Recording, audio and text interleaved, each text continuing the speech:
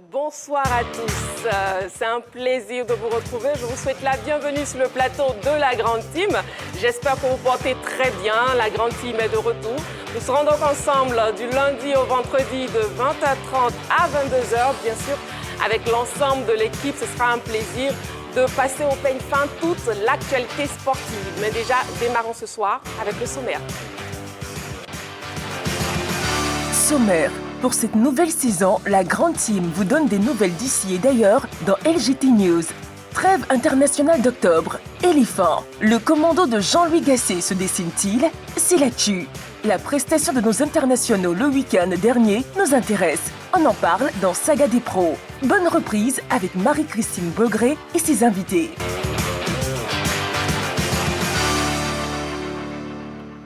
Vous pouvez participer à l'émission, la question LGT, je vous la donne. Éléphant, au regard de la liste, le commando de Jean-Louis Gasset se dessine-t-il? Vous pouvez donc nous appeler au 27 21 59 93 99. N'oubliez pas l'indicatif plus 225 si vous nous appelez hors de la Côte d'Ivoire. Vous avez la possibilité aussi de nous écrire sur la page Facebook de la 3. C'est la rentrée. Et je ne serai pas seule, je serai bien sûr avec les autres membres de la team. Pour cette première partie, j'ai à mes côtés donc Dago Charles, Dorgelès, Roger Stéphane et Jean-Philippe. Bonsoir messieurs. Bonsoir Marc. Bonsoir Marie-Christine. Comment vous allez, Dorgelès? Ça va super bien. Vous avez bien récupéré, c'est bon? Ouais, on a récupéré, allez, c'est bon jusqu'en 2024. Jusqu'en 2024? Ouais. Oui, c'est vrai, parce qu'il y a la CAN qui arrive. Dago Charles, et vous? Ouais, je vais très bien. Très ça bien. va, ça va. Bien, ça va. On est prêt. Roger Stéphane? Ben nous, on était là, on était sur d'autres exercices. On était Oui, là. mais la rentrée pour la Oui, peut-être, c'est à moi de vous dire bonne arrivée. Grand type, sinon, donc je laisse moi. On n'était pas en repos, on était là. Sur d'autres exercices. Le premier sifflet de cette soirée, c'est pour Roger Stéphane. Jean-Philippe, bonne rentrée. Merci beaucoup. Comment vous allez? Super bien. D'accord. Bon, moi, je suis ravie aussi de vous avoir à mes côtés, messieurs, pour cette soirée. On sera ensemble pendant 90 minutes. Mais déjà, qu'est-ce qui s'est passé sur la sphère sportive? On y va donc avec LGT News. LGT News. Du taekwondo pour démarrer nos news. Gbagbo-Ruth en or à l'Open de Riga. Tout doucement, Gbagbo-Ruth est en train de se refaire une santé sur la scène internationale du taekwondo. En effet, alignée à l'Open de Riga en Lettonie le week-end dernier, la star féminine du taekwondo ivoirien est montée sur la plus haute marche du podium en s'adjugeant bien sûr la médaille d'or. Victorieuse d'une finale âprement disputée, Gbagbo-Ruth a finalement eu le dernier mot. Une victoire qui la rapproche un peu plus de son objectif principal, à savoir se qualifier pour les prochains Jeux Olympiques de Paris 2024. LGT News. Basketball, Mahama, satisfait du bilan. Les Ivoiriens doivent être fiers de leurs équipes. C'est le message qui a été martelé par le président de la Fédération ivoirienne de basketball, M. Koulibaly Mahama, dans le cadre de sa conférence de presse bilan tenue au siège de la dite fédération ce lundi. En effet, il a souligné un bond de 9 rangs pour occuper le rang de deuxième pays africain au classement FIBA. On peut être heureux de cette fierté que les joueurs ont apporté à toute la Côte d'Ivoire et à toute l'Afrique. Et le clou du clou, vous avez constaté au-delà de tout que la Côte d'Ivoire se retrouve deuxième africain et fait un bond de 9 rangs. LGT News. Lutte traditionnelle, 3e titre pour l'Aslom. L'Aslom a décroché son 3e titre de champion de Côte d'Ivoire à l'issue de la saison. L'association sportive de lutte olympique de Marcory enchaîne ainsi avec une 3e couronne consécutive. Avec 512 points, elle a outrageusement dominé les débats devant la SOA, 2e avec 155 points et Océan 3e avec 125 points. L'Aslom doit une fière chandelle à son lutteur, Achiepo Achiepo, élu meilleur combattant et médaillé d'or de la catégorie junior-senior. À noter que 200 lutteurs ont pris part à ce championnat national de lutte traditionnelle disputé au lycée moderne d'Abobo. LGT News. Football à présent. Tournoi Zigan Foot. Des milliers de jeunes font le show à Korogo. Le tournoi Zigan Foot a connu son épilogue récemment à Korogo avec la finale de feu qui a opposé l'Union sportive à l'équipe de la Juventus de la même localité. Ce match d'un niveau acceptable s'est disputé devant des milliers de jeunes. Au finish, la Juventus s'est imposée au tir au but 5-4.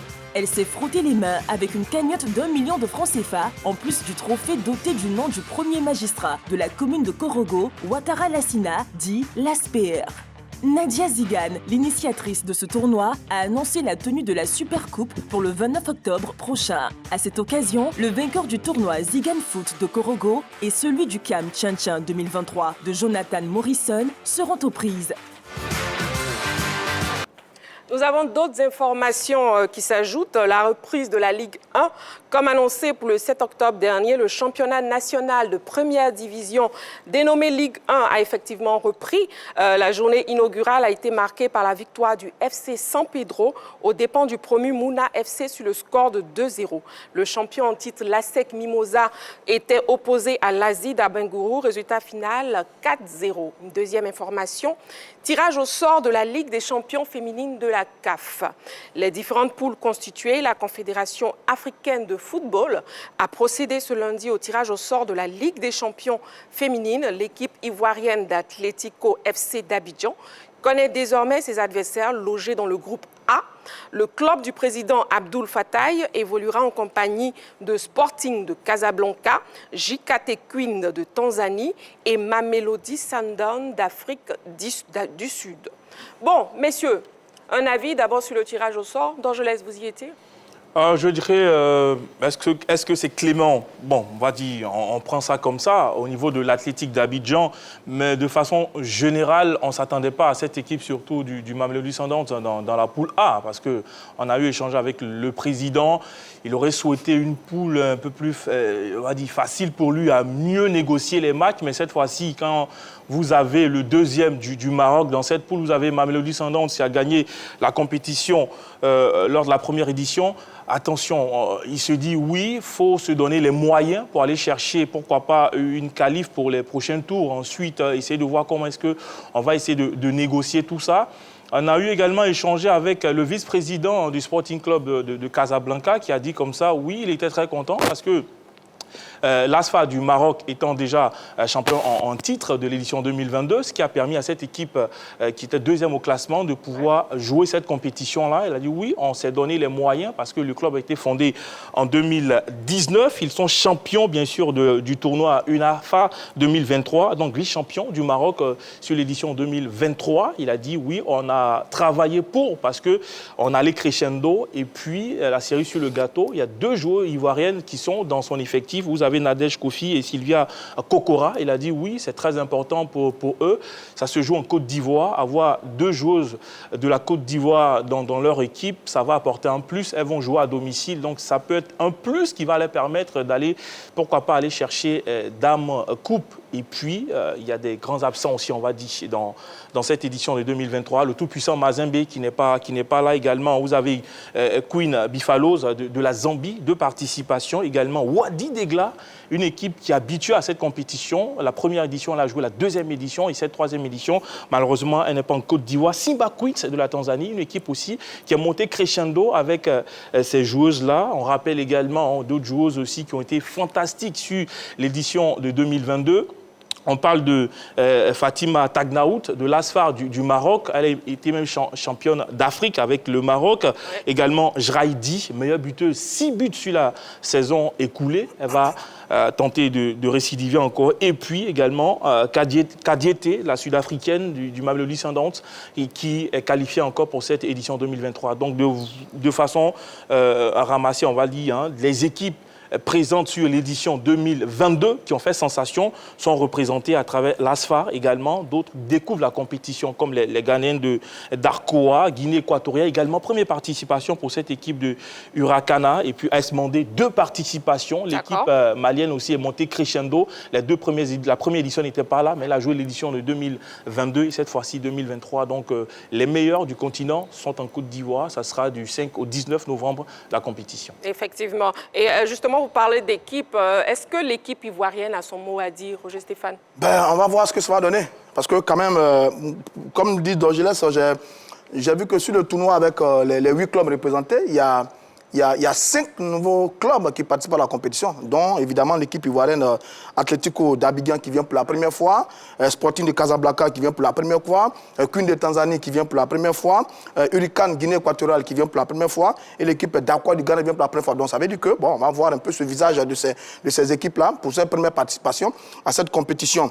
Maintenant, après, vous avez en face des équipes redoutables, hein, Mamelodi Sundowns qui a déjà joué toutes les éditions et qui sera là, qui a déjà gagné une édition. Il y a FAR du Maroc qui vient pour la deuxième fois. Et puis l'équipe malienne demandait, bon, ça donne un équilibre assez intéressant quand même entre 3 équipes qui sont anciennes, qui connaissent la compétition, 2 l'ont déjà gagné et 5 nouvelles formations. Maintenant, à quoi va ressembler l'équipe ivoirienne? J'avoue que je ne sais pas trop. Je ne sais pas trop parce que, à la vérité, le football féminin, c'est pas le premier élément auquel on s'intéresse véritablement sur le continent. On le connaît un peu à travers les sélections nationales. Et là, par exemple, l'Afrique du Sud, c'est une bonne équipe sur le continent. Elle est là. Le Maroc est champion d'Afrique en titre. Le Maroc est là. Donc, attention, c'est peut-être que vers ces 2 clubs-là qu'il va falloir regarder. Mais les autres qui arrivent pour la première fois vont essayer de déjouer un peu les pronostics. Mais j'avoue que, connaissant le niveau véritablement du football local, football féminin au plan local, ça va pas être une compétition très très facile pour nous. Mais attention, c'est à domicile, on aura la faveur de l'environnement et tout le reste. On espère que ça va décupler nos filles, mais on attend de voir véritablement à quoi va ressembler le club ivoirien dans cette compétition. Donc pour vous, vous pensez que la sélection ivoirienne, ça sera un peu compliqué? Ça va être dur pour le club ivoirien, je suis convaincu. Mais maintenant, on est en sport, tout est possible. J'ai parlé de l'environnement avec l'édition organisée au plan local. Tout ça, c'est très bien. Il y a un environnement qui est favorable en ce moment. Là, simplement que la Côte d'Ivoire devient un peu la plaque tournante de football sur le continent. Tous les événements un peu sont là. Bon, on va se glisser un peu dans cette compétition féminine pour accompagner ces équipes-là, cette équipe-là. Mais j'avoue que ça ne va pas être facile avec l'équipe de FAS, Mamelodi Sundowns. Ça ne va pas être facile pour nos filles. Et la compétition qui aura lieu justement les stades de Korogo et de San Pedro, est-ce que ce n'est pas un moyen aussi de tester davantage les pelouses de ces 2 stades, Jean-Philippe? Bien sûr. À San Pedro, déjà, on a quelques certitudes. Déjà que les éléphants y ont déjà séjourné et ont affronté la formation du Lesotho. Maintenant, du côté de Korogo, la rencontre qui s'est tenue face au Lesotho à San Pedro devrait se tenir. Et c'était délocalisé à San Pedro pour un souci lié surtout à l'éclairage de cet écrin. Maintenant, je pense que tout était réglé et ça va être une magnifique expérience également pour cette ville-là d'accueillir cette compétition et surtout pour la CAF, le comité d'organisation de la CAN, le ministère des Sports et toutes les parties prenantes à l'organisation de cet événement de pouvoir tester définitivement ces infrastructures avant la grande messe. Parce qu'il faut noter que lors du prochain tirage au sort, dans la foulée, il y aura la visite de ces différents stades par toutes les délégations, puisque c'est pendant cette semaine que les sélectionneurs vont choisir les camps de base de leurs différentes formations nationales. Donc il y aura une reconnaissance de ces stades-là. Et avec cette compétition-là, on pourra voir véritablement la fonctionnalité de tous ces terrains. C'est bien que ce soit délocalisé hors d'Abidjan. San Pedro, magnifique ville. Korogo également, une magnifique ville. Ça fait partie de la découverte de la Côte d'Ivoire profonde. C'est clair. Dago Charles, pensez pareil par rapport au test des pelouses? Enfin, moi, je pense que c'est l'occasion rêvée pour redorer le blason de l'image de la Côte d'Ivoire. Parce que force est de reconnaître quand même que le dernier épisode des BMP a laissé vraiment pas mal de mauvais goût. Donc voilà, l'ONS et toutes les parties prenantes devraient normalement utiliser cette occasion-là pour je dirais pas laver notre image, mais c'est tout comme. C'est vraiment tout comme parce que franchement, ça a été difficile pour le peuple ivoirien, ça a été difficile pour tous les sportifs. Et donc voilà, profitons de cette occasion-là pour remettre les pendules à l'heure, afin de faire croire à tout le monde, afin de permettre à tout le monde de réaliser que la véritable CAN en janvier va se faire dans de bonnes conditions. Oui, c'est la rentrée, nous sommes là, nous sommes prêts pour vous et direction Focus.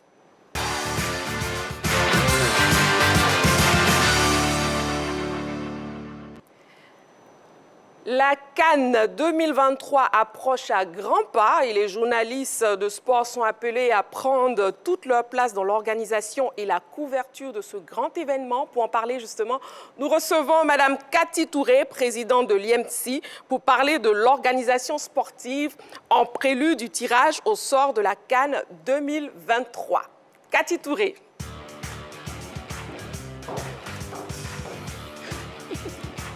Présidente de l'UNEPSI. C'est ça. Bonsoir Cathy.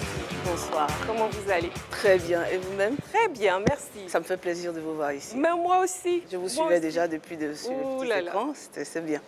Merci Bravo. beaucoup. Venant de vous, c'est touchant. Abba, les jaloux qui sont sur ce plateau, que vous connaissez déjà. Oui, je les connais très bien d'ailleurs. Bonsoir, Présidente. Bonsoir. Bonne arrivée. Merci. Hein, votre action collégiale des femmes, là, nous, on n'est pas dedans. Vous êtes un rebelle ce soir, hein, monsieur Stéphane. Alors, Cathy Touré, comment va l'UNEPSI? L'UNEPSI va très bien. On va dire que l'UNEPSI va très bien. Nous sommes dans une année qu'on a consacrée à la relance de l'UNEPSI, à la promotion de l'UNEPSI. On remet l'UNEPSI sur la scène parce que ça fait un moment qu'on s'était un peu endormi. Mais là, on se remet en scène. Donc, je peux dire que l'UNEPSI va très bien. Bonjour Stéphane. Deuxième année de mandat.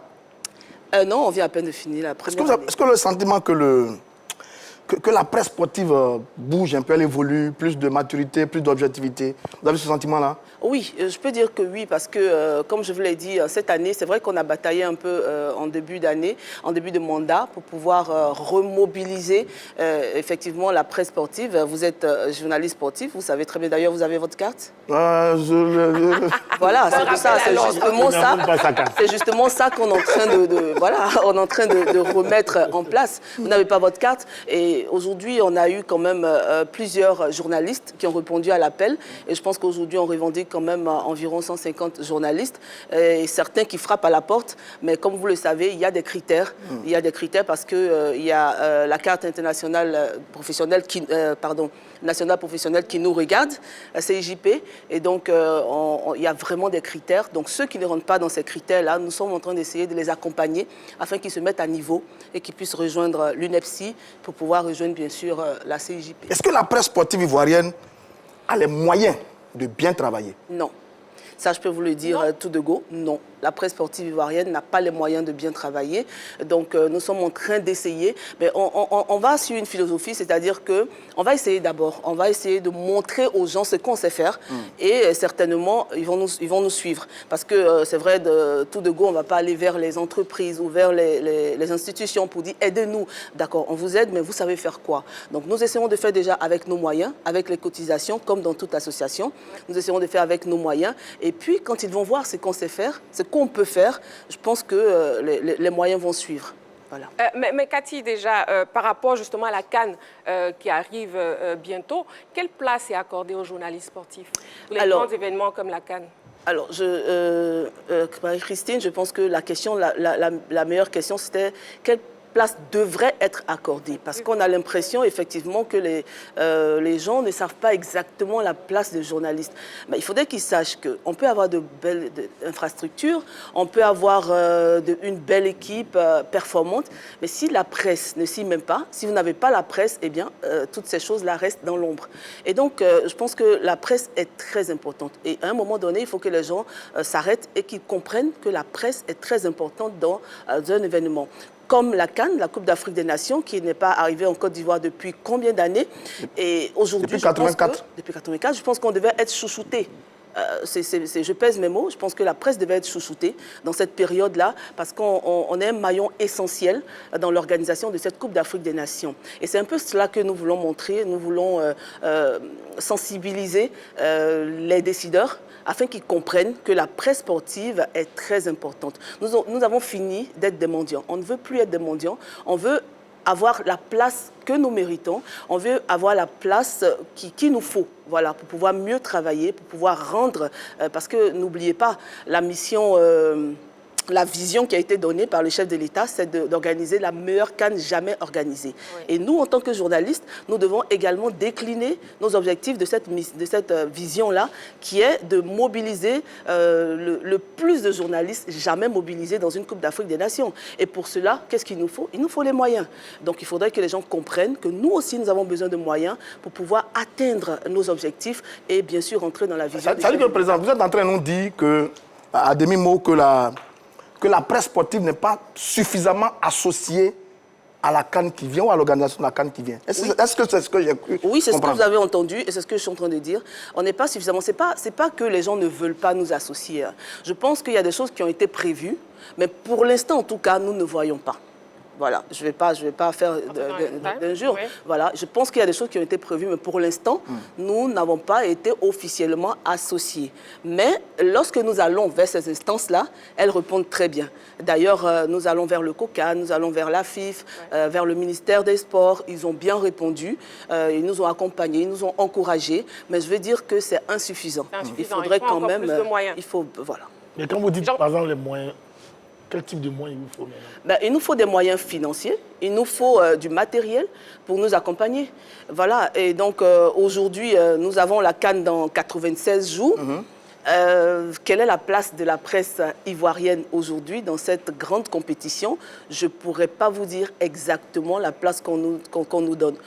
Peut-être que c'est prévu dans les jours à venir, nous allons attendre pour voir. Mais en tout cas, pour l'instant, nous essayons de prendre déjà cette place-là. Jean-Philippe. Présidente, vous avez rencontré le comité d'organisation de la Coupe d'Afrique des Nations, vous l'avez dit dans vos propos. Lors de votre échange avec ce comité, est-ce qu'une mission vous a été confiée ou c'était juste une rencontre d'écoute? C'était eux qui voulaient juste vous écouter au niveau de vos propositions. Est-ce qu'au niveau du COCAN, ils n'ont pas une mission particulière qu'ils ont bien voulu tout simplement accorder à la presse sportive ivoirienne? Pour l'instant, non. Pour l'instant, on n'a pas vraiment eu de rencontre formelle. Nous sommes allés vers le COCAN dans le cadre d'une activité que nous allons organiser bientôt.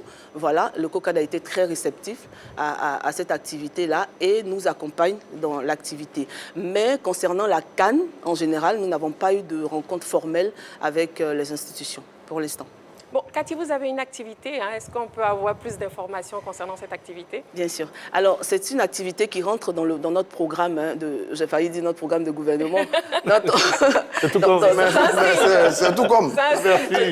Dans le programme que nous avions établi lorsque nous voulions nous faire élire, donc nous allons le mettre en pratique, ce programme-là. Donc, on avait dit que chaque année, on organiserait des journées du journaliste de sport. Pourquoi? Parce qu'on voulait faire la promotion de ce métier-là, de ce noble métier, inciter les hommes et les femmes, et surtout les femmes, à embrasser ce métier-là. C'est en cela que je dis, je suis très heureuse de vous avoir là, parce que c'est vrai que quand nous commencions, il n'y avait pas beaucoup de dames dans ce domaine, et aujourd'hui, je suis très contente, et je vous avoue que c'est vrai que les hommes, ils ont grogné dans le bureau lorsque j'ai dit ça, mais je leur ai dit, mes 4 ans de mandat, je vais les consacrer à avoir le maximum de femmes. Et si j'ai les moyens, c'est vraiment pour encourager ces femmes-là à embrasser ce métier. Donc, l'activité que nous allons faire était déjà dans notre programme et nous avons profité du tirage au sort pour pouvoir également honorer nos journalistes qui vont venir de la presse étrangère.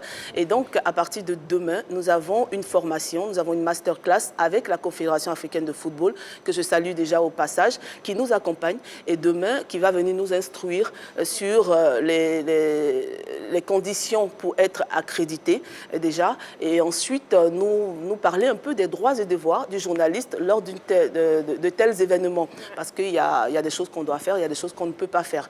Et donc tout ça, la CAF va nous instruire demain à partir de 14h à la Maison de la Presse.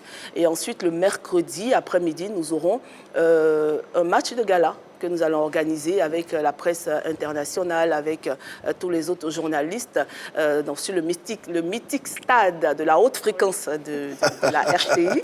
Voilà. Une expression de journaliste sportif.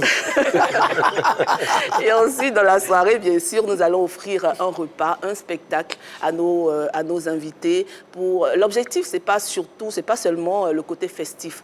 L'objectif, comme je l'ai dit, c'est de rentrer dans la vision qui a été tracée. Et donc, nous, l'objectif, ce sera d'inciter tous ces journalistes-là, nationaux et internationaux, à venir nombreux pour cette Coupe d'Afrique des Nations. Mais avant, à travailler pour la réussite de cette Coupe. Et ça passe par de bons écrits, ça passe par la promotion de nos infrastructures, ça passe par la promotion vraiment de tout ce qui est en train d'être fait, parce qu'il y a beaucoup d'argent qui est mis en jeu, il y a beaucoup de choses qui, choses qui sont en train d'être faites. Donc il faut que nous fassions cette promotion-là. Il ne faudrait pas qu'on reste toujours dans le dénigrement entre nous. Eh bien, il faudrait que chacun prêche pour sa chapelle. Donc, c'est vrai, souvent on voit des choses, l'erreur est humaine, on voit des choses qui peuvent ne pas marcher, mais nous sommes Ivoiriens, avant tout.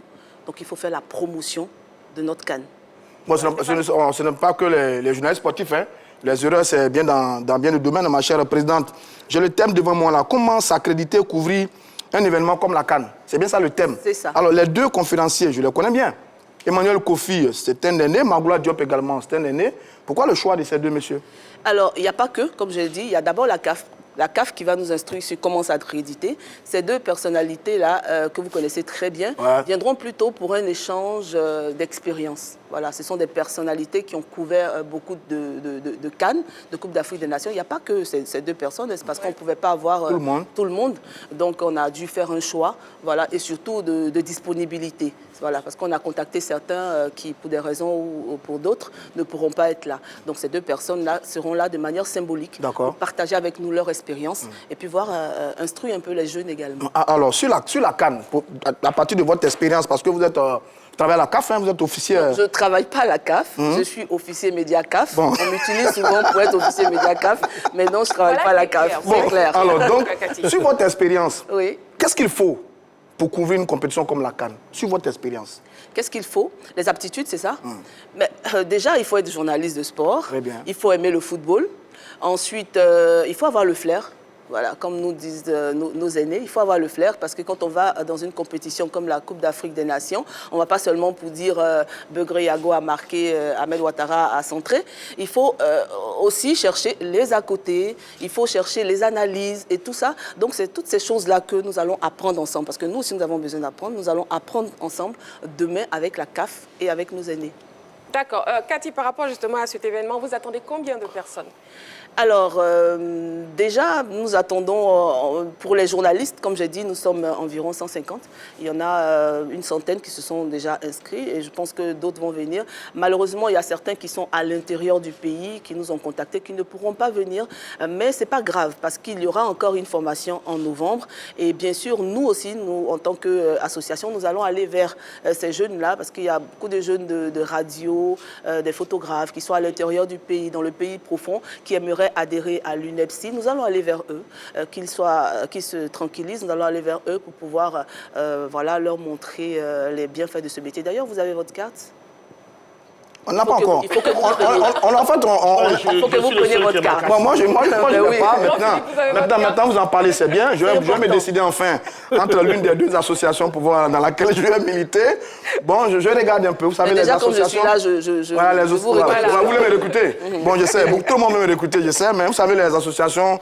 Je regarde un peu de loin, mais je pense que je vais commencer à militer maintenant. Merci, Cathy, un mot de fin. Alors, pour terminer, je veux dire déjà merci à tous ces journalistes-là qui s'intéressent à notre union. C'est seulement avec les journalistes que nous allons réussir, parce que sans eux, l'union n'existe pas. Donc, je les appelle à venir massivement demain à la Maison de la Presse à partir de 14h pour écouter la Confédération africaine de football et bien sûr nos aînés.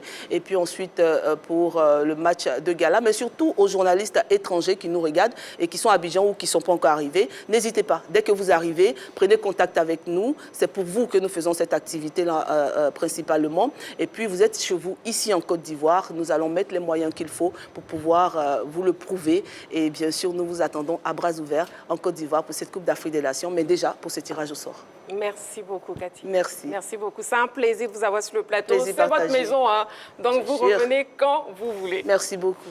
Merci. Donc on recevait donc Cathy Touré, présidente de l'UNEPSI. Voilà, on marque une petite pause. On se retrouve tout à l'heure dans un tout autre décor de la Grande Team avec Henri Joël pour le sportif du dimanche, mais ça sera après la pub. À tout de suite. De retour sur le plateau de la Grande Team et nous passons donc au sportif du dimanche.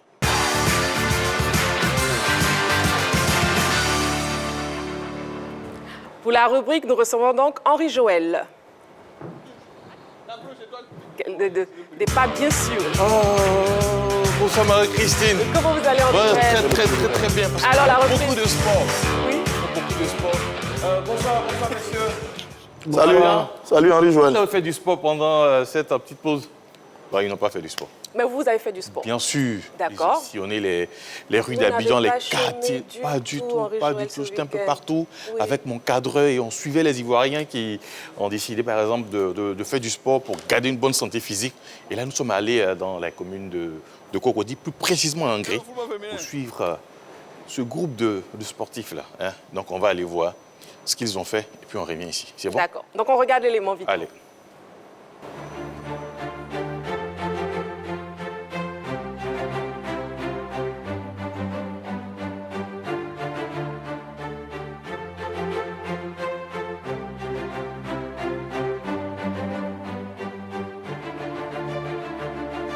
peu importe le temps, les Ivoiriens sont toujours au sport. Ils continuent de courir, ils continuent de transpirer, surtout de jouer au foot au Maracana au petit poteau, histoire d'avoir une bonne santé physique. Nous sommes au quartier d'Angré pour ce sportif du dimanche avec les amis de Joue de foot. On va échanger tout de suite avec le président Dimitri Bongué. Voilà.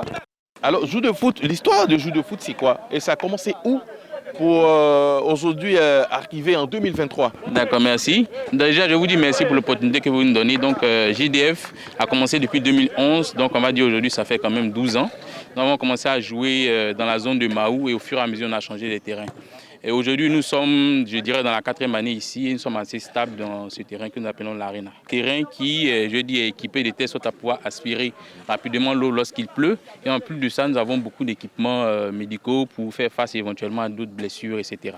Alors aujourd'hui, le principe, ça sera quoi? Parce que est-ce que ça sera du Maracana zone, ça sera du petit poteau, ça sera quoi le principe? D'accord, nous jouons les deux. Nous jouons 2 fois par semaine, le mercredi à partir de 19h et le samedi à partir de 8h30. Donc nous alternons entre le Maracana et le petit poteau.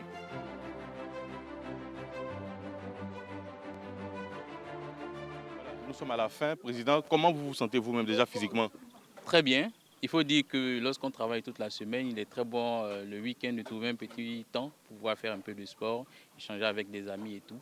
Donc on se sent vraiment bien et on encourage vraiment tous ceux qui ont l'occasion pendant les week-ends de faire un peu de sport, de foot, que ce soit avec nous ou avec d'autres équipes. Voilà, nous sommes à la fin. Est-ce que vous avez un cri de guerre à chaque fois que vous finissez? JDF Toujours JDF Toujours. Voilà, c'est la fin. On se retrouve pour d'autres moments, d'autres numéros de Sportif du dimanche. Ben voilà, Henri Joël qui était avec JDF. JDF qui signifie? Jour de foot, tout simplement. Jour de foot. Jour de foot, voilà. D'accord. Et quelle est la particularité de ce club, de ce groupe? Au-delà du sport, c'est une famille. Voilà, c'est une famille qui s'est créée, puisque, comme il a dit dans l'élément, depuis 2009, ce groupe existe. Il s'était déjà au Mahou avant d'arriver du côté de Angré. Donc c'est une famille. Et grâce à ce groupe, certains parmi eux ont eu du boulot, d'autres ont eu de la promotion. Donc c'est véritablement une famille qui s'est constituée autour du sport. Et je pense que là, ça montre un peu que, au-delà même de la santé physique, il y a plusieurs valeurs qu'on peut avoir et surtout des opportunités aussi d'affaires que vous pouvez avoir quand vous vous mettez ensemble pour pratiquer le sport. Et vous avez eu une belle séance d'entraînement avec eux. Qu'est-ce que vous avez retenu de cette séance d'entraînement? Vous savez, ils font juste pour maintenir la forme, mais il y a du rythme. Parce que même je n'ai pas pu tenir 5 minutes sur le terrain. Bon, Henri Joël, vous, très souvent, vous ne tenez pas aussi. Non, souvent je tiens. Mais là, c'était très physique, c'était très rapide. Et là, quand j'ai commencé, 5 minutes après, j'étais essoufflé, je suis sorti. C'était du haut niveau. C'était du haut niveau parce que habituellement, ils jouent entre eux, jouent des foot, c'est-à-dire ils viennent. Vous avez 2 équipes ou 3 équipes qui se changent au fur et à mesure des rencontres. Mais là, c'était un match amical et c'était très serré. Raison pour laquelle je n'ai pas pu tenir 5 minutes sur l'heure de jeu. D'accord, on vous croit, Henri Joël. La prochaine fois, je vais faire les 10 minutes. Justement, la prochaine fois, on espère que vous nous réservez... Bien sûr. Et d'ailleurs, je lance un appel à tous ceux qui nous suivent. La page Facebook de la 3 est là. Vous pouvez nous écrire sur la page, indiquer là où vous faites vos sports les week-ends, les dimanches. Et puis nous, on viendra avec notre caméra, avec nos tenues de sport, faire le sport avec vous. D'accord. Merci beaucoup, Henri Joël. Merci, Marie-Christine. Pour Sportif Dimanche. On se retrouve la semaine prochaine pour Sportif du Dimanche. Avec une surprise. D'accord. Oui. OK. Hors de la Côte d'Ivoire. Il n'y a pas de souci. Merci beaucoup, Henri Joël. Bon, nous, on marque une petite pause, oui, et dans quelques instants, on parlera des éléphants avec la question LGT que je vous redonne. Au regard de la liste, le commando de Jean-Louis Gasset se dessine-t-il? N'oubliez pas, appelez-nous au 27 21 59 93 99 ou aussi, vous avez la possibilité de nous écrire sur la page Facebook de la 3. À tout de suite. Votre quotidienne sportive est de retour et nous a rejoint le grand journaliste sportif Rachid Nguesson. Bonsoir Rachid Nguesson. Bonsoir Miss Bile. Comment vous allez? La forme. La forme? Ouais. Vous êtes rayonnant en tout cas. Oui, Dieu fait grâce. Un retraité, peut-être junior. On dirait même pas. On dirait même pas. Ouais, Vous faites même plus jeune que Roger Stéphane. Ah bon, hein? C'est la force du sport, ça. Effectivement. Bon, avec vous, messieurs, on parlera du sujet qui fait l'actu. Mais avant, on passe d'abord à Saga des pros.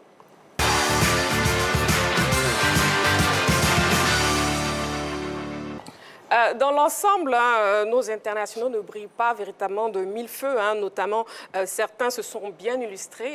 Partagez-vous cet avis, Jean-Philippe? Bon, ça dépend quand on parle d'internationaux qui ne brillent pas de mille feux. J'ai l'impression qu'on parle plus des buteurs et des attaquants. Sinon, quand même, on a des milieux de terrain qui jouent, on a des défenseurs qui sont titulaires chaque week-end.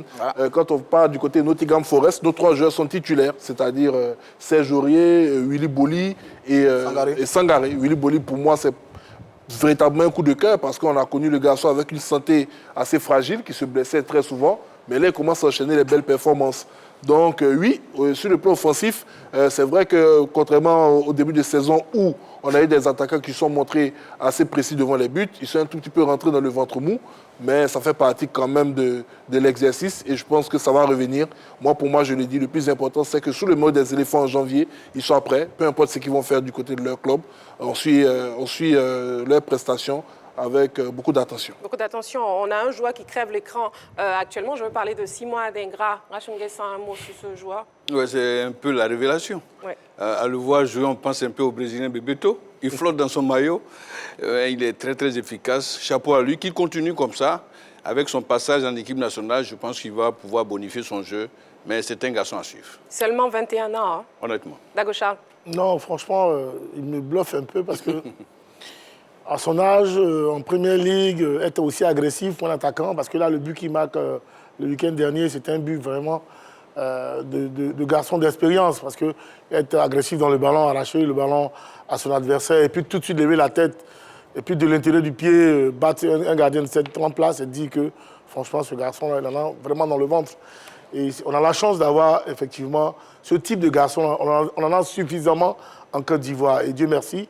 Ce garçon-là brille, on espère. Et j'espère qu'il va demeurer cette lancée-là et pour arriver à point à la CAN. Parce qu'une chose est de briller aujourd'hui, et puis voilà, arriver à CAN peut-être dans une mauvaise condition physique. Donc j'espère qu'il va garder la forme jusqu'à la CAN. En parlant de but, on se réjouit aussi de Jonathan Bamba, qui a été auteur de son premier but en Liga. Ouais, c'est bien ça. Lui aussi, on attendait un peu de voir ce que ça allait donner avec son arrivée du côté de l'Espagne. Il a fait quelques belles saisons du côté de la France. Là, il est en Espagne. Bon, il marque, c'est très bien.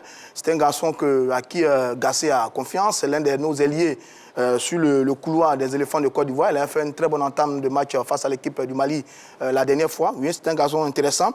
Mais le coup de cœur, vraiment, je pense que c'est Adengra. Adengra, c'est la pépite, la star du moment. Il flotte, il vole, il est léger, il est jeune, il est altruiste, il est malin, il est bien placé, il a de l'anticipation. J'ai vraiment envie de le voir continuer comme ça. Quand on l'a vu la dernière fois avec les éléphants, notamment face aux Lesotho, on a vu un garçon bondissant sur son côté, qui n'est pas le type d'ailier avare en centre en retrait, parce qu'il en a envoyé beaucoup. Je pense que c'est très bien. C'est un garçon qu'on va suivre de près. Maintenant, le championnat d'Angleterre est très, très rigoureux. Brighton, ce n'est pas une équipe formidablement joueuse. Il a trouvé ses marques. Il marque un super but. J'ai vu un super crochet également. Maintenant qu'il continue de travailler, je pense que ce garçon-là, on est vraiment heureux de savoir qu'il brille bien. Et c'est très bien, sans oublier également Franck Kessié qui a mis un but. Lui aussi, c'est un milieu important dans le dispositif des éléphants de Côte d'Ivoire, qui a souffert un peu du côté de Barça avec un temps de jeu limité. Là, il vend d'un championnat un peu exotique dont le niveau se relève progressivement. Il marque, il a 4 buts en 9 matchs, c'est pas mal. Est-ce que c'est le Franck Kessié du Milan qu'on entend retrouver? Je ne le dirai pas, mais c'est bien de voir un Franck Kessié qui joue, qui marque, qui est heureux. Ça peut être un bon bonus pour les éléphants parce que Franck Kessié, il reste quand même un joueur important pour la sélection nationale. Je saute sur vos mots, justement. Oui, Rachel. Ce qui est intéressant chez Kessié, c'est qu'il a retrouvé un certain appétit offensif. Oui. Voilà, ce n'est plus le défenseur, le casseur, mais si ce Kessié-là garde sa forme, au plan de l'offensive ivoirienne, on pourrait peut-être avoir un autre type de Kessié. Parce que, bon, comme l'a dit Stéphane, il marque. Et quand il marque, ça veut dire qu'il est en forme. Ouais. Pour moi, c'est un garçon qui revient à son niveau. Mais l'utilisation de l'équipe nationale, c'est un autre problème. Peut-être on va en parler. Mais sinon, bon point pour Kessié quand même. Dagochal, pareil pour Kessié. Oui, on n'a rien à dire. Hein. Moi, j'avais un peu peur pour lui. Parce que quand on quitte Barça, on se retrouve dans une équipe voilà, de ce genre. Du côté de l'Arabie Saoudite, où le niveau du championnat n'est pas très élevé. Alors que nous savons que c'était en Italie, il était. Là où on mettait l'accent sur la condition physique. Ensuite, en Espagne, là-bas, c'est la technique. Et puis le placement, le jeu sans le ballon. À ce niveau, il n'a pas pu s'intégrer. Et puis il arrive dans ce championnat où je suis convaincu qu'il va marcher forcément sur tout. Et quand c'est comme ça, généralement, on n'élève pas son niveau de jeu parce que, je m'excuse de l'expression, mais c'est être fort parmi les faibles. Vous comprenez? Et donc, quand tu es dans ce milieu-là, les gens pensent que tu es fort, en fait. Et le jour que tu te retrouves avec des garçons qui sont vraiment de valeur réelle avec toi, tu te rends compte que vraiment, le championnat dans lequel tu évoluais n'était pas à ton niveau. C'est un peu ce que je crains pour Franck Kessié et puis aussi pour Seko Fofana. Sinon, pour ce qui est de leur valeur, il n'y a rien à dire.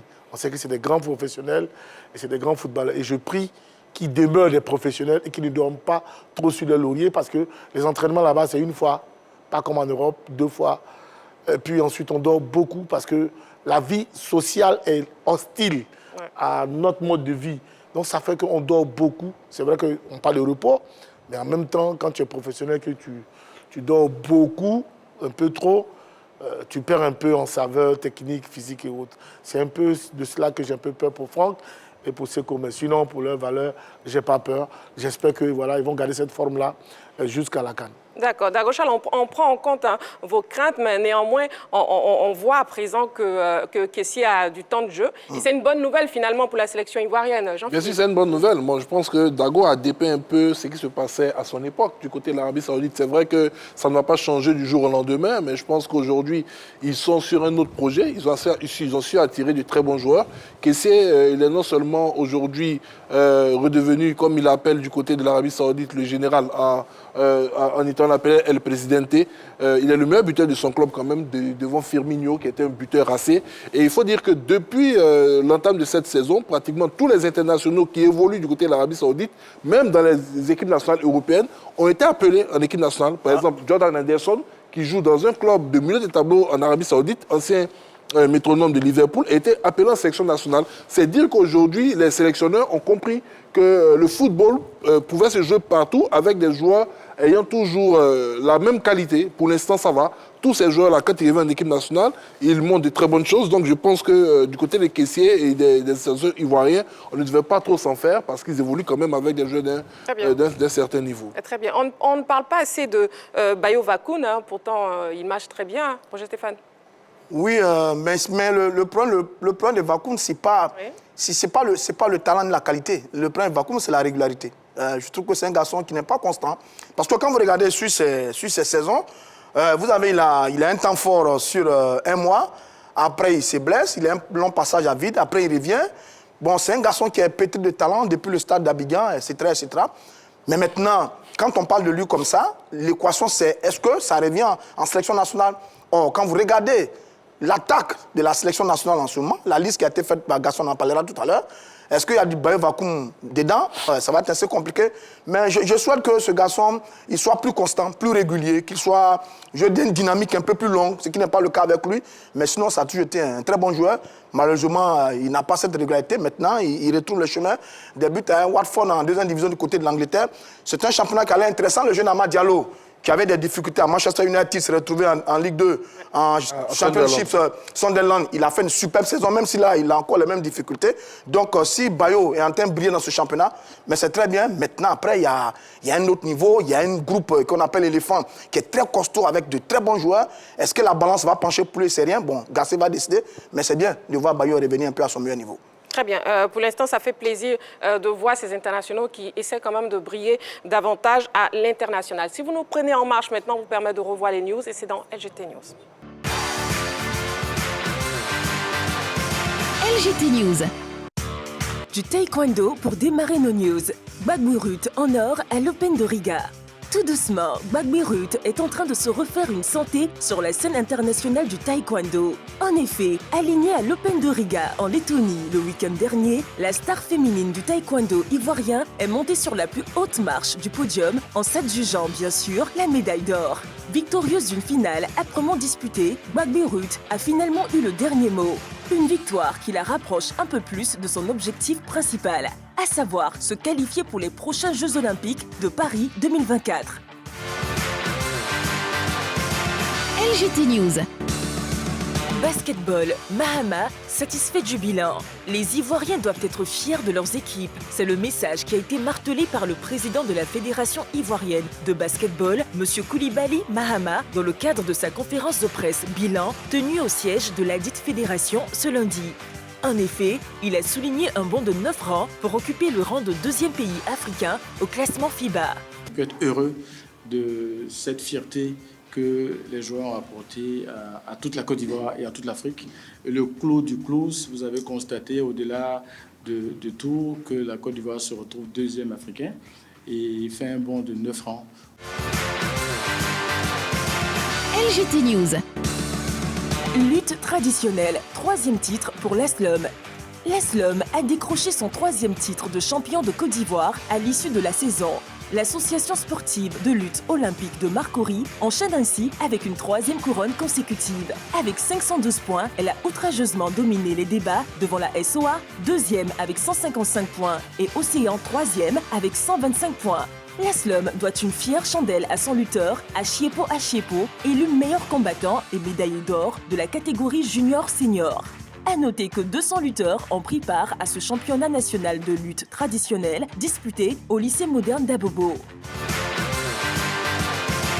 LGT News. Football à présent. Tournoi Zigan Foot. Des milliers de jeunes font le show à Korogo. Le tournoi Zigan Foot a connu son épilogue récemment à Korogo avec la finale de feu qui a opposé l'Union sportive à l'équipe de la Juventus de la même localité. Ce match d'un niveau acceptable s'est disputé devant des milliers de jeunes. Au finish, la Juventus s'est imposée au tir au but 5-4. Elle s'est frotté les mains avec une cagnotte d'1 million de francs CFA, en plus du trophée doté du nom du premier magistrat de la commune de Korogo, Ouattara Lassina, dit l'ASPR. Nadia Zigan, l'initiatrice de ce tournoi, a annoncé la tenue de la Super Coupe pour le 29 octobre prochain. À cette occasion, le vainqueur du tournoi Zigan Foot de Korogo et celui du CAM Tchin 2023 de Jonathan Morrison seront aux prises. Le sélectionneur de l'équipe nationale, Jean-Louis Gasset, a dévoilé sa liste des 25 joueurs pour les matchs amicaux à venir, à savoir face au Maroc et à l'Afrique du Sud. Cette liste fait énormément parler et nous en parlerons justement. Est-ce qu'on peut dire que le commando de Jean-Louis Gasset se dessine pour la CAN? On en parle et c'est dans l'actu.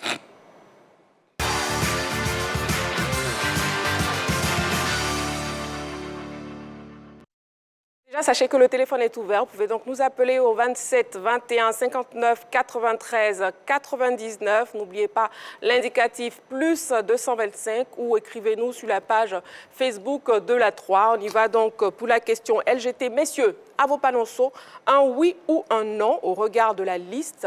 Est-ce que le commando de Jean-Louis Gasset se dessine? Oui ou non? Oui. Un oui pour Dago Charles, un oui pour tout le monde. Ah ben évidemment. D'accord, bon. Oui, Rachid Nguessan, pourquoi oui? Oui, sur ce même plateau, lorsqu'on tirait sur M. Gasset, on nous a pris pour les ennemis de la Côte d'Ivoire. Alors que, souffrez que nous soyons tous à bord d'un avion, et cet avion-là, le pilote est en train de nous emmener dans le décor. Si Dago Charles peut redresser l'avion pour qu'on puisse avoir un atterrissage, je pense que c'est ce que nous souhaitons.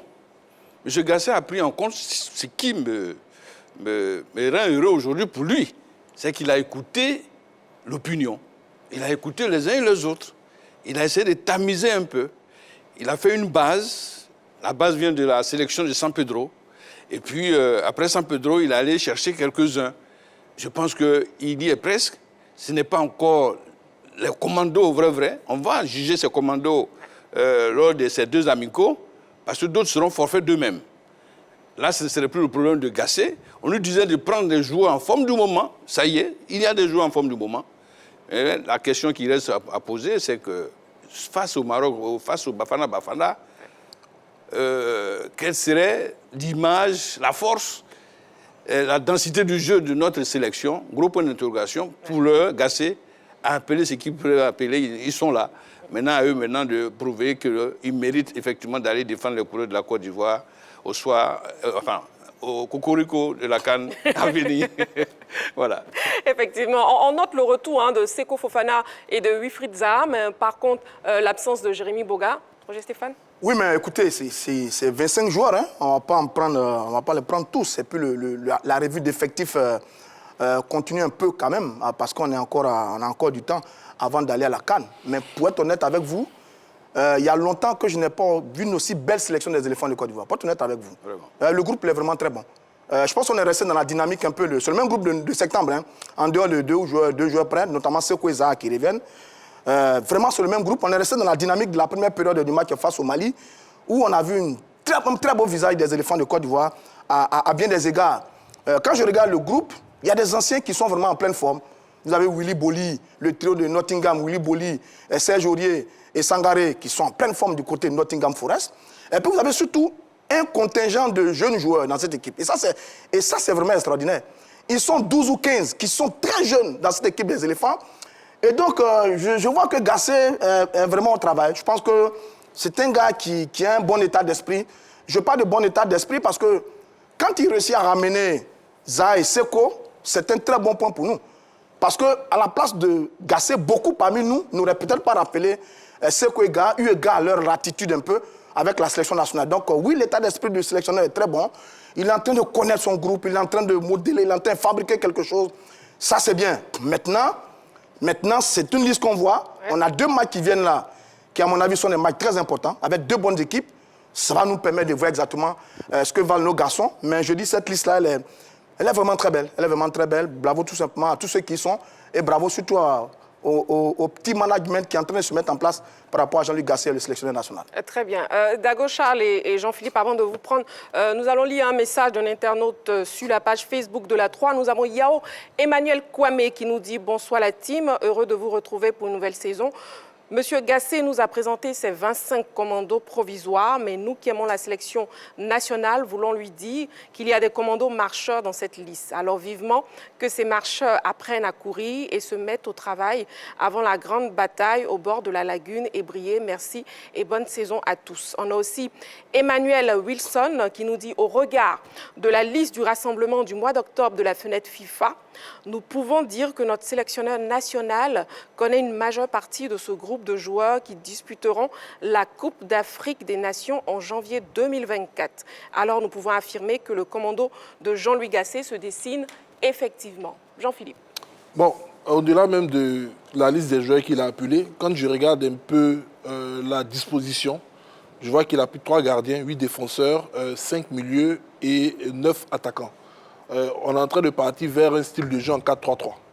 C'est un style de jeu qu'il avait déjà pratiqué depuis de très nombreuses sorties des éléphants.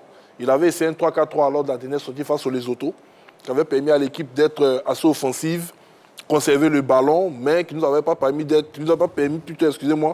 assez efficace. Donc je pense que déjà sur le plan tactique, il a une idée claire de comment est-ce qu'il veut faire jouer ces joueurs-là. Et quand on a déjà le plan tactique, on peut maintenant chercher les hommes pour animer ce schéma de jeu. Donc Gassé, aujourd'hui, il est sur plusieurs certitudes. Au-delà du plan tactique, il est juste sur la certitude des hommes.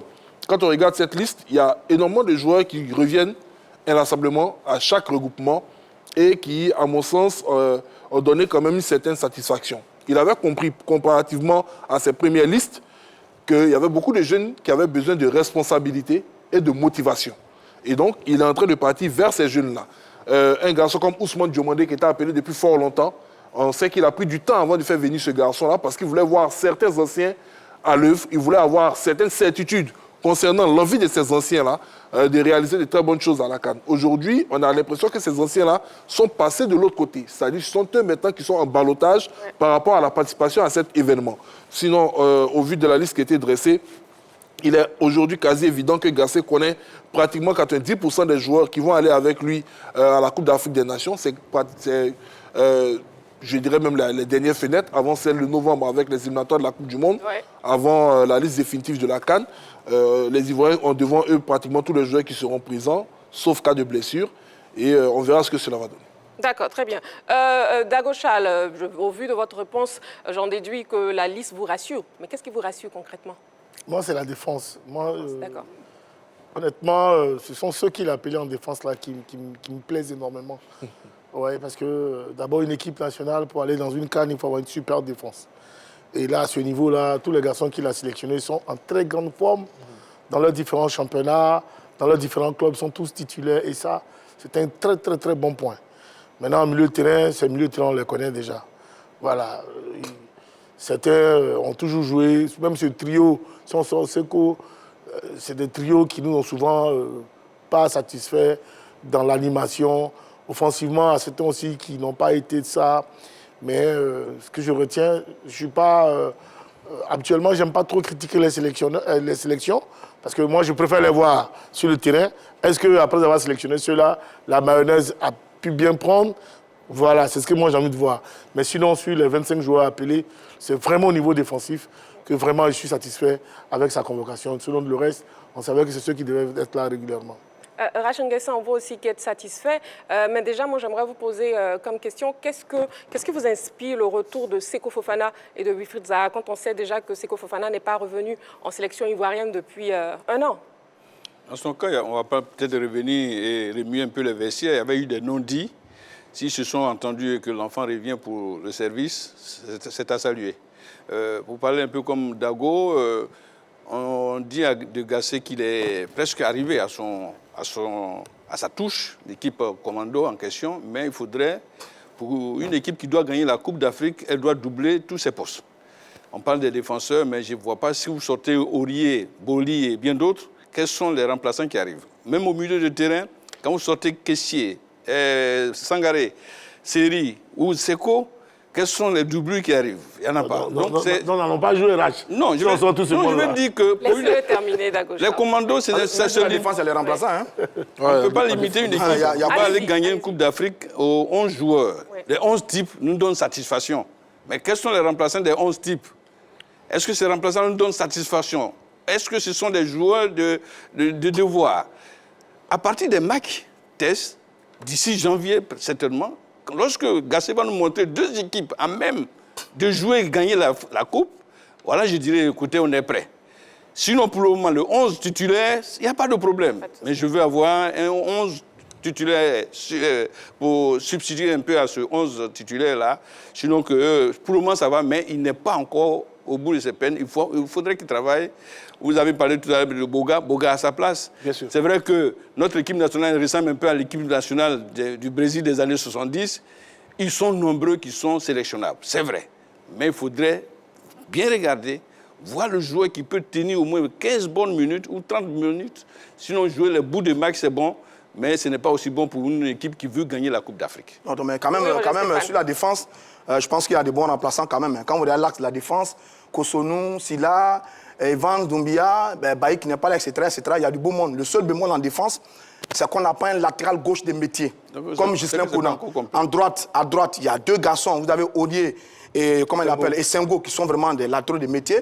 Il n'y a pas à gauche, même si l'entraîneur a dit que Silla Abaka peut glisser, qu'on peut glisser, il peut glisser. Donc l'entraîneur a son style.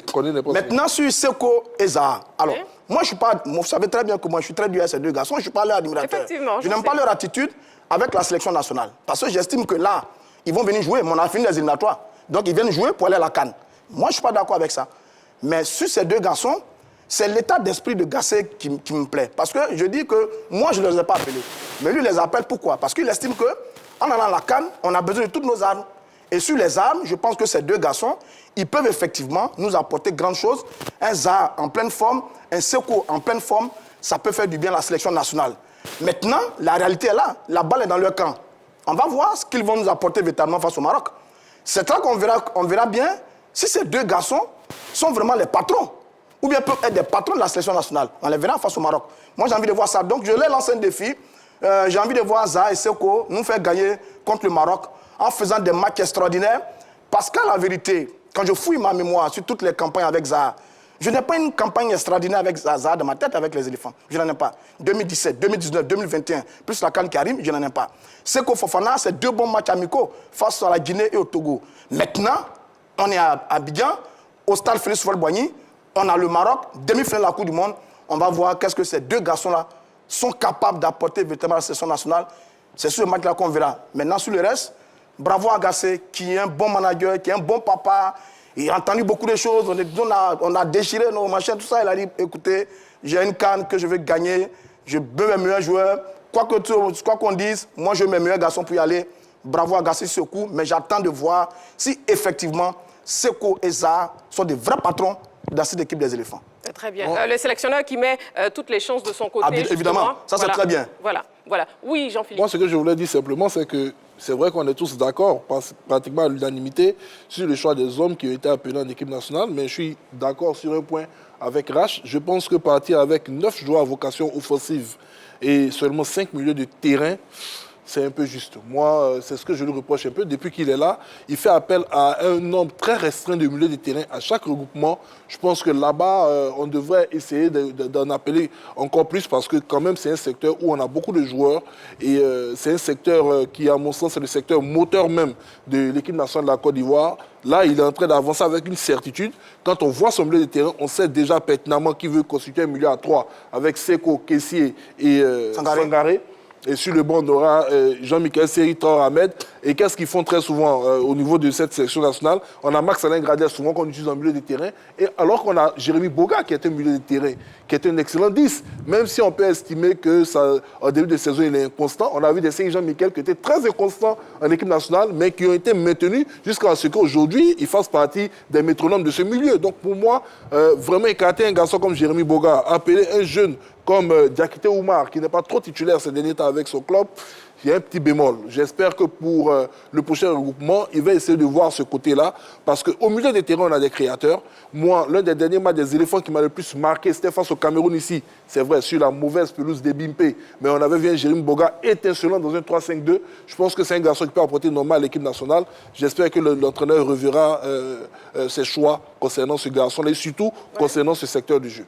À vous entendre, Jean-Philippe, il y a des secteurs de jeu justement à améliorer. Vous pensez que ce sera quel secteur? Moi, je pense que c'est le milieu, parce qu'au niveau de la défense... C'est le milieu. Parce que, oui, au niveau de la défense, c'est vrai, Roger le disait, il n'y a pas de doublure pour Ghislain Konan, qui lui-même avait donné quelques signes d'inquiétude. Aujourd'hui, il est sorti d'Al Nasser. Il était prêté, je crois, à Al-Wada ou à un club de milieu de tableau du côté de l'Arabie Saoudite, parce qu'il y a Télès qui est arrivé du côté d'Al Nasser.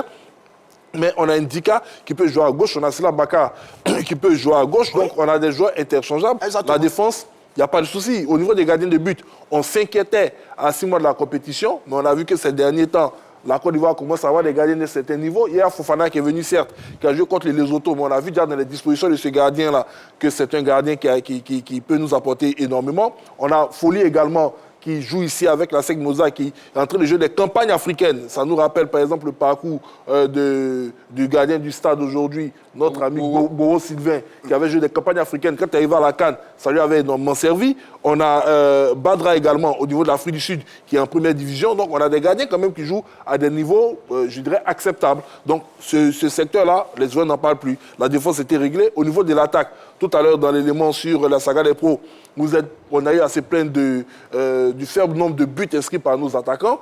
Bon, ça peut arriver de toutes les façons au cours d'une saison, mais le milieu de terrain, à mon sens, il doit être encore plus étoffé. Parce qu'aller avec 5 milieux, je pense que c'est un peu réduire ses options, ses chances de pouvoir même modifier son système pendant une rencontre. Mais attention quand même sur la défense. Hein. C'est vrai qu'il y a des bons garçons dans la liste, mais on a une certitude sur le côté avec Aurier et Kona, mais on n'a pas encore trouvé l'axe de la défense. On n'a pas encore trouvé. Donc finalement, ce n'est pas que le milieu de terrain. Non, il y a des... Là, il parle maintenant du 11. Je parle du 11. Il ne parle pas de la sélection. Voilà, la sélection est bonne. Sur les couloirs, on a Aurier et Kona, c'est connu. Mais dans l'axe, quels sont les deux qui vont? Là, il essaie sur les derniers matchs, Doumbia et Evans, c'était très bien. Bailly, sur un autre match. Donc, il faut trouver l'axe de la défense. Deuxièmement, sur le milieu de terrain, quelle est la formule du milieu de terrain? Est-ce qu'on va avoir 3 milieux de terrain? Donc, Kessié, Sangaré, Seko, Fofana, ce serait très intéressant. Parce que Seko, c'est un buteur. Sangaré est un buteur. Kessié aussi est un buteur. Donc, c'est un bon milieu assez intelligent et technique. Est-ce qu'on va le faire à 4? On y ajoute un autre gars, je ne sais pas trop. Il a son besogneux joueur qui joue l'attaque et le milieu de terrain, Christian Konan, et Christian Kwame, qui très souvent le fait descendre. Alors, vous me faites aller sur le front de l'attaque. Sur l'attaque, quelle formule on trouve autour de Sébastien Haller? C'est l'équation qui n'a pas encore été réglée. Parce que, quand tous on regarde le match des éléphants, il n'y a pas beaucoup de centres en retrait en direction de Sébastien Haller. On avait le même problème avec Pépé, Zaha, Gradel, qui sont très avant en centre. Les autres joueurs qui sont arrivés, ils n'ont pas beaucoup trouvé Haller. Adengra, il n'a pas beaucoup trouvé. Il a beaucoup essayé. Voilà, il a essayé, il n'a pas trouvé. Diakité a beaucoup couru, il a essayé, il n'a pas trouvé. Bon, il y a l'équation à l'heure qui n'est pas encore vraiment réglée. Est-ce qu'on doit bâtir l'attaque autour de à l'heure ou est-ce qu'on doit demander à notre à l'heure de venir s'adapter à nos systèmes de jeu par rapport au jeu d'attaque? Bon, ça, ce n'est pas encore totalement réglé. Mais je pense que bon, les jours à venir, les matchs vont se suivre jusqu'à la CAN, on va peut-être trouver la solution. Daro Charles, on aimerait vous entendre sur la question.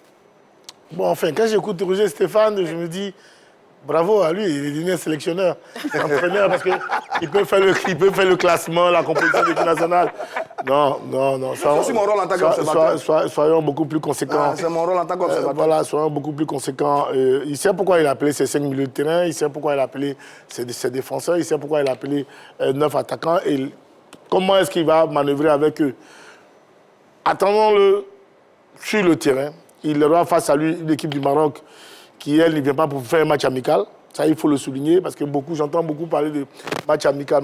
Ça, ce n'est pas un match amical parce que le Maroc a besoin de donner un signal fort au monde entier pour dire que c'est le dernier demi-finaliste de la Coupe du Monde.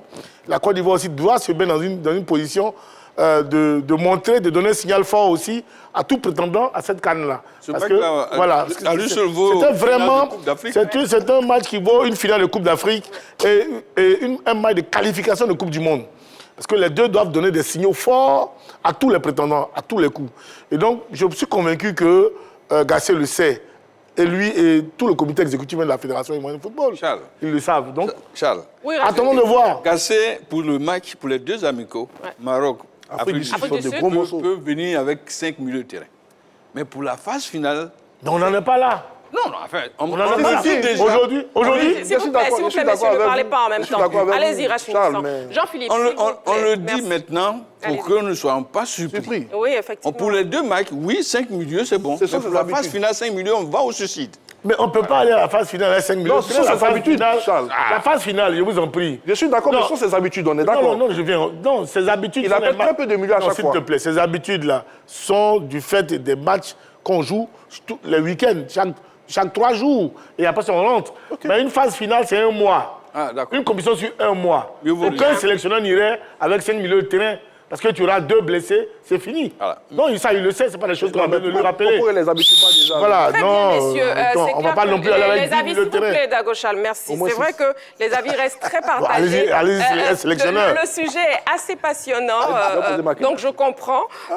Mais aussi, il y a les personnes en dehors du studio qui ont voulu répondre par rapport à la question LGT. Si vous permettez, messieurs, s'il vous plaît, on les écoute. Merci.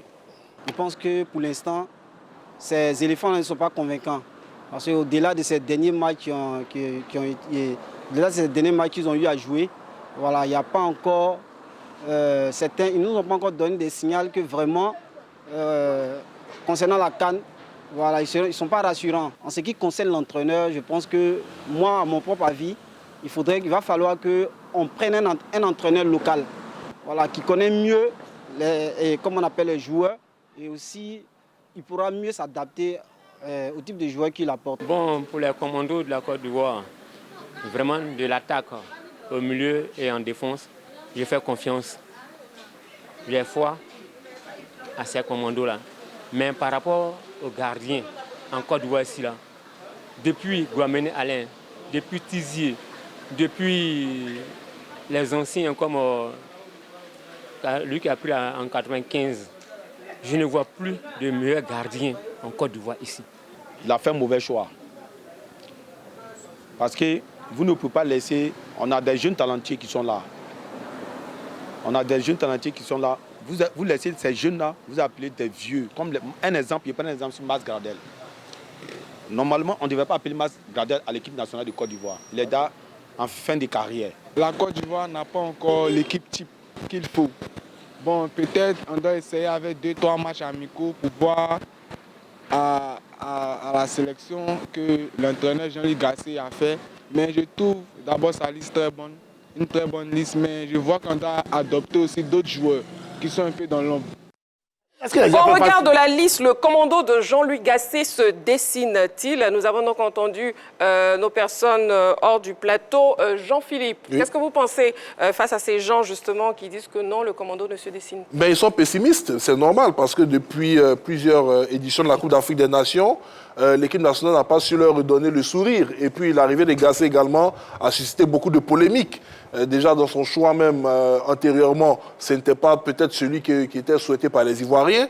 Quand il est arrivé, il a essayé de réaliser de belles performances. Je dis, il a essayé pour moi quand même, comment dirais-je, ses statistiques jouent en sa faveur. Mais la défaite qu'il y a eu face au Chipolopolo du côté de la Zambie était venue un temps soit peu écraser tous les succès qu'on avait auparavant. Et beaucoup d'Ivoiriens sont restés sur cette image. Et là, il y a eu cette fenêtre face au Lesotho, où c'était petit poussé, on s'est dit, bon, ce n'est pas une grosse équipe, donc c'est normal qu'on fasse ce qu'on a fait. On espérait face au Mali voir un match total des nôtres pour essayer de nous rassurer. La pelouse des Bimpe avec les algues ont refusé que cette rencontre aille jusqu'à son terme. Et là, maintenant, on va repartir face à l'Afrique du Sud et au Maroc. Donc, on n'a pas encore une rencontre qui a su nous redonner espoir par rapport à cette équipe nationale avant d'affronter ces deux adversaires.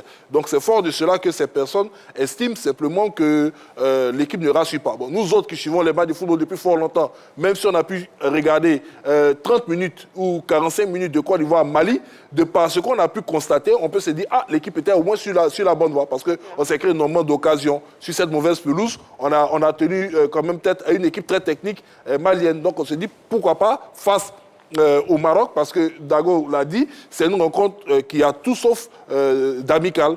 Mais moi, j'ai remarqué une chose aussi avec les Marocains, je suis que l'entraîneur a dû le remarquer, quand les Marocains jouent face à une formation technique, ils se mettent en mode défense et ils procèdent par des contre-attaques. C'est ce qui a fait leur succès en Coupe du Monde. Mais à chaque fois qu'ils doivent monter, Très bien, voilà, il n'y arrive pas. Donc on verra comment ça va jouer. En résumé, qu'ils sont pessimistes et vous, sur le plateau, vous êtes très optimistes et ça fait plaisir d'avoir des personnes optimistes. Je rappelle que les 2 matchs amicaux auront lieu justement au stade Félix Houphouët-Boigny d'Abidjan. Ce sera donc le match face au Maroc et plus tard le match face à l'Afrique du Sud. Un moment beaucoup plus doux de cette émission, une rubrique beaucoup plus douce maintenant. On passe au plus calé.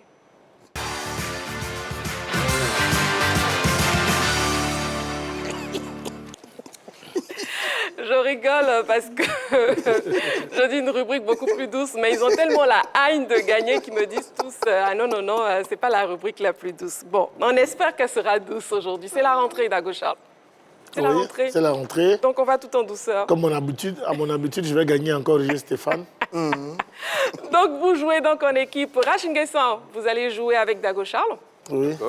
Et Roger Stéphane jouera avec... J'aime pas jouer à lui. Je ne voulais même pas. Si je savais, je n'allais pas m'asseoir ici. Et tout ça, c'est pour nous tromper, on sait ça. On y va donc, messieurs. Spécial Salif Keïta, Domingo, décédé le 2 septembre 2023 à Bamako. La première question. Vous pouvez aussi jouer chez vous à la maison. Combien de CAN ont disputé par Salif Keïta? Combien de CAN ont été disputé par Salif Keïta avec les Aigles du Mali? A, 1. Réponse B, 2. Et réponse C, 3. Une canne, 2 cannes ou 3 cannes? Dago Charles et équipe A, la réponse A. 72. Équipe B, la réponse A. Effectivement, c'est la réponse A. Salif Keïta a participé à la seule CAN que le Mali a disputée de 1957 à 1992. Il s'agit de la CAN de 1972 au Cameroun, dont les Aigles ont perdu la finale face au Congo 2-3. Il n'avait pas joué la finale même, je crois. Blessé. Oui. Il était blessé. Il était tombé face au Moukila et autres, Diable Rouge du Congo. Effectivement. Deuxième question. Avec lequel de ces clubs Salif Keïta n'a pas disputé la finale de la Ligue des champions de la CAF? A. Stade Malien. B. Djoliba de Bamako. C. Real de Bamako. A, B ou C? Assez rapidement, messieurs. Il n'a pas joué ou il a joué? Il n'a pas joué la finale. Il n'a pas disputé. On y va, messieurs, on y va. Équipe A, l'équipe de Dago Charles et Rachin Guessan. La réponse B et équipe B, la réponse C. C'est la réponse B. Djoliba de Bamako. Troisième question. En quelle année Salif Keïta a-t-il été désigné Ballon d'Or africain? A.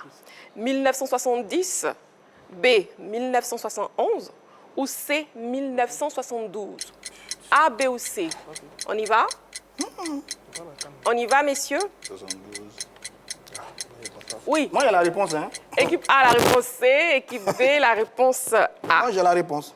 C'est la réponse A. Évidemment. 1970, Salif Keïta a été le premier ballon d'or africain en 1970. Quatrième question. En quelle année Salif Keïta a-t-il été élu président de la Fédération malienne de football? A, 1995. B, 2002. C, 2005. A, B ou C? Oui, messieurs. B pour l'équipe A et C pour l'équipe B. C'est la réponse C, 2005. Salif Keïta a été président de la FEMAFOOT de 2005 à 2009. Dernière question. Il a créé un club, l'Académie Salif Keïta. Son club a joué la finale de la Coupe nationale en 2010. Effectivement. Dans quel club Salif Keïta a-t-il évolué? Messieurs, on y va. C'est un compliment. Malheureusement, le temps est contre nous, hein, donc on y va. Dans quel club Salif Keïta a-t-il évolué dans le championnat professionnel américain? A, Cosmos New York. B, New England T-Men. C, Sting Chicago. A, B ou C? Non, on les a gagnés, ça. C pour l'équipe A et B pour l'équipe B. C'est B. Sur Roger Stéphane. New England T-Men de 1979 à 1980. Salif Keïta a évolué dans le club américain de New England T-Men où il a terminé sa carrière de footballeur. Bon. Ça, je m'appelle Roger Stéphane. Roulement de tambour quand même. On a le résultat. Eh oui, effectivement. L'équipe victorieuse ce soir est l'équipe composée de Roger Stéphane et de Jean-Philippe. Je suis Roger Stéphane. Je suis Roger Stéphane. Quand il gagne, je suis Roger Stéphane. Roger Stéphane, là, vous êtes bien rentré. Avec 2 buts hors jeu. Hein. Messieurs, ça a été un plaisir. Hein. Ça a été un plaisir d'être avec vous. Merci Rachid Nguesson. Merci Dago Charles. Merci Laurent Stéphane. Merci Jean-Philippe Auria. On se retrouve demain. On est donc de retour. On se retrouve demain en direct 20h30, toujours sur la 3. D'ici là, prenez soin de vous et n'oubliez pas, c'est toujours du sport. Je peux vous gagner sur Drogba, mais pas Salif.